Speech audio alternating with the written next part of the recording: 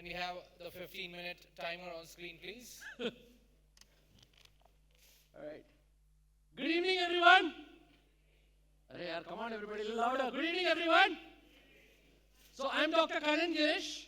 I'm a psychiatrist, psychotherapist, and counselor, and I'm the founder of this organization called LiveLife Education.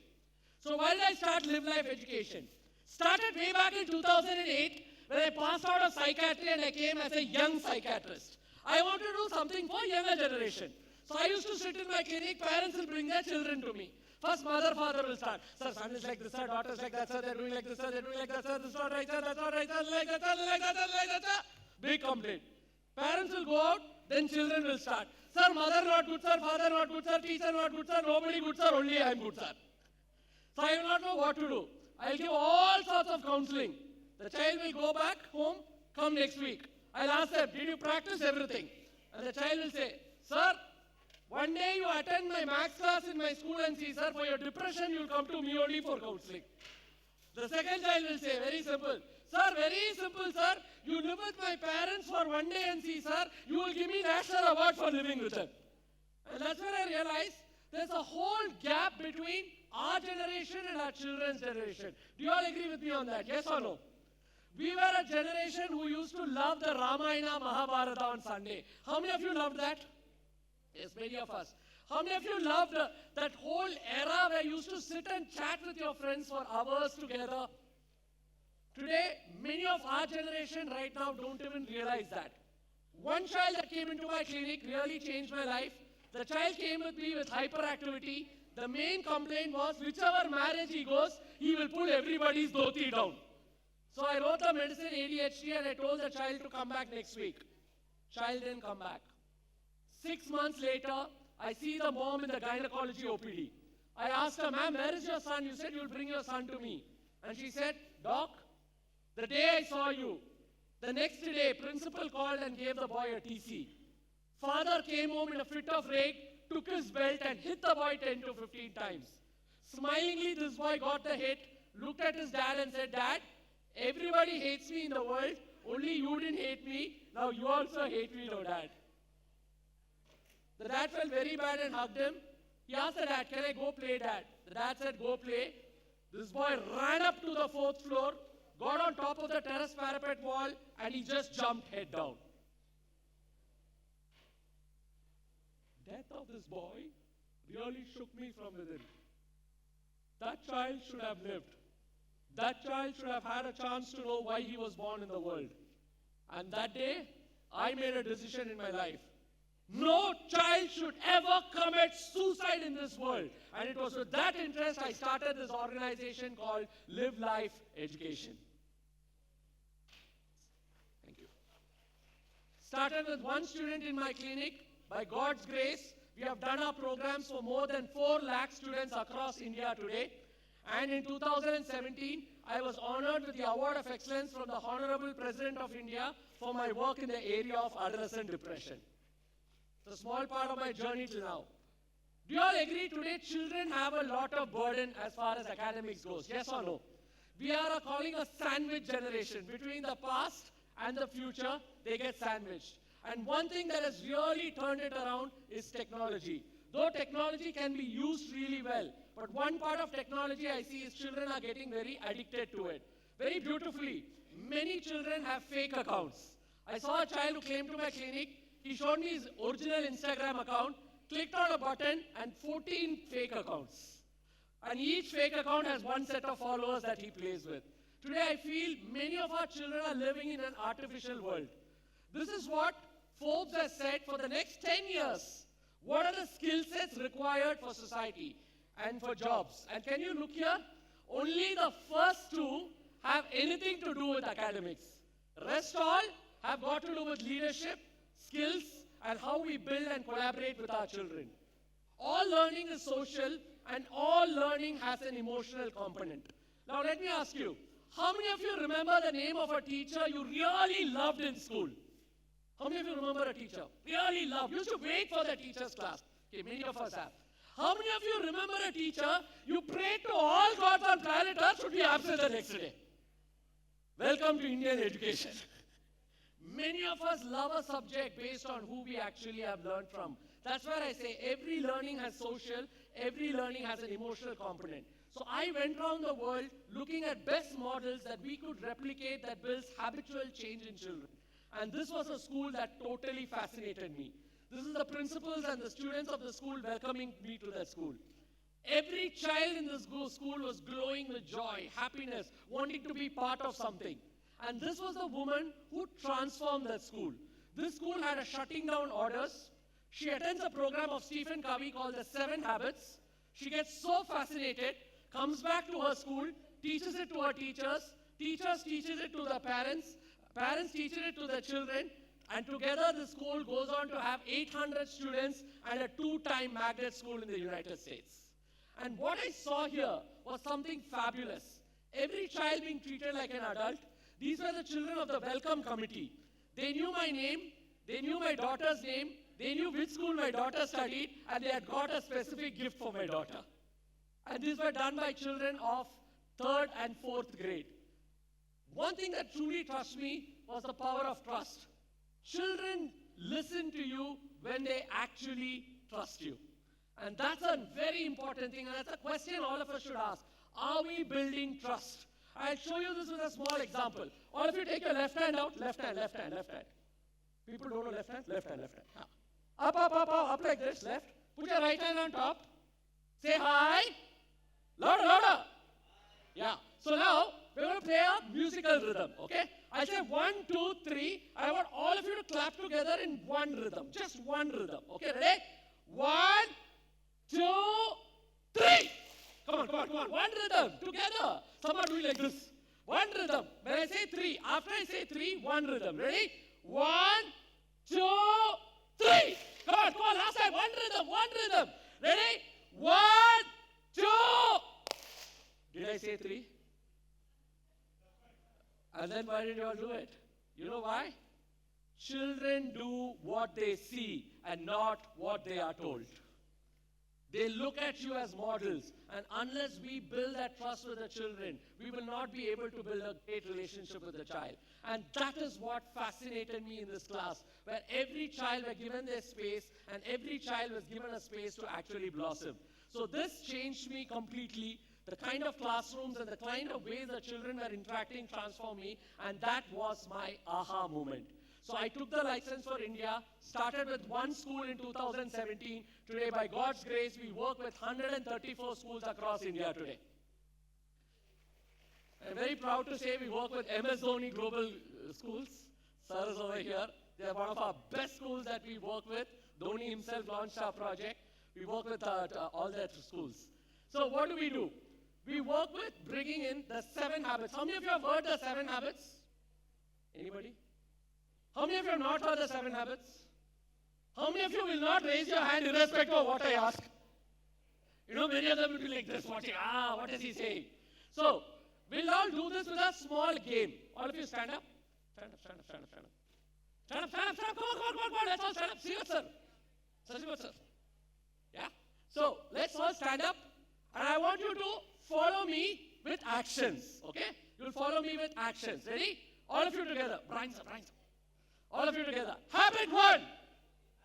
Louder. Louder. Habit 1. Be proactive. I'm in charge of my life. My life, my choice, my happiness, none of your business. That's the first habit. 2. Habit 2. Together, everybody. Habit 2. Begin with the end in mind. Know the end and act accordingly. Brilliant. Habit 3. Put first things first. Again, put first things first. Focus on your highest priority. Habit 4. Think. Nicely do it. Think. Win-win. Shake the hip. Ready? Think. Win-win. All of you say it together. I win. You win. Together, we win. Habit 5. Full energy. Habit 5. Seek first to understand and then be understood. Listen first, then speak. Now all of you repeat after me. In India, we speak first, we speak second, we keep on speaking till the person runs away. Then habit 6. All of you do it together. Habit 6. Synergize. Together, we could do more. And habit 7. Sharpen the saw. I should do it. Sharpen the saw. Balance, body, mind, heart, and spirit. Thank you. Give yourself a round of applause. Thank you. So that's the 7 habits for you. So each of these habits are uniquely designed. So I'll tell you, just go through you fast. First habit is what? Be proactive. Do you all agree that today laziness is a very big part of children today? Yes or no? Anger outbursts is a very important issue we face a lot. We solve this by using this habit of stimulus and response. How between stimulus and response you can focus on a proactive behavior and start to have the children choose their response. Very classically you could see this. We bring it into the curriculum with circle of control, making the children focus on the area that they have to actually focus. 2, begin with the end in mind. How many of you agree that today children have a lot of confusion on what to select? Yes or no? Having a clear end in mind builds it up. I always say there are 3 things: vision, commitment, and purpose. When a child has an end in mind and is committed, that's where the child starts to do. The 3rd habit is put first things first. You know, all the time people tell me time management is the number 1 issue. Yes or no? I don't have enough time. And that's why we always say, how can we do time management? We use this concept called big rocks. And another beautiful concept that we actually do is help the Eisenhower matrix. In that matrix, we ask children to arrange it according to their time, and they always follow it as a systematic culture. Last, the habit number 4, which is think win-win. Do you all agree that today body shaming is a very big issue today? Yes or no? Groupism among children is a very big issue. Using foul language is an issue. So that's something that we handle with the habit called thinking win-win. And the 5th habit is seek first to understand and then to be understood. And this habit is a very profound habit. I want you to look at this case. This child came to me with a complaint of attempted suicide. And watch. The child spoke about it to her friends.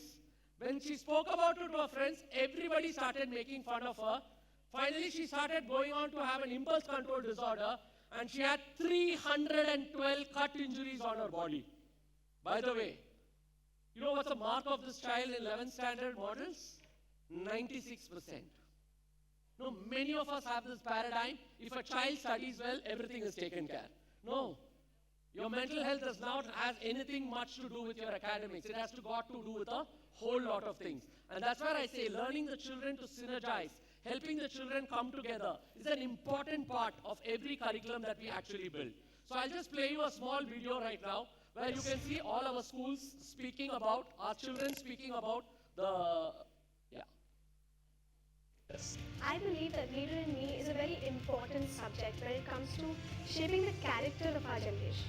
It helps us know that we are in charge of our own lives and must not blame anything on any other factor.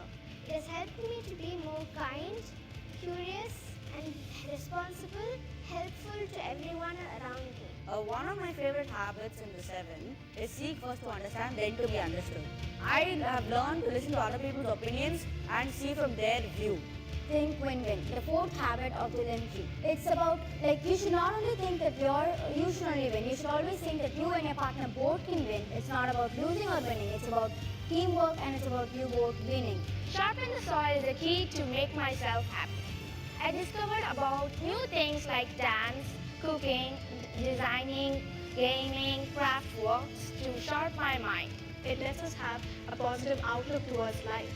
Because life is beautiful and we should be grateful for every single second of it. And every nuances of this program is so wonderfully designed by Dr. Kannan and his team.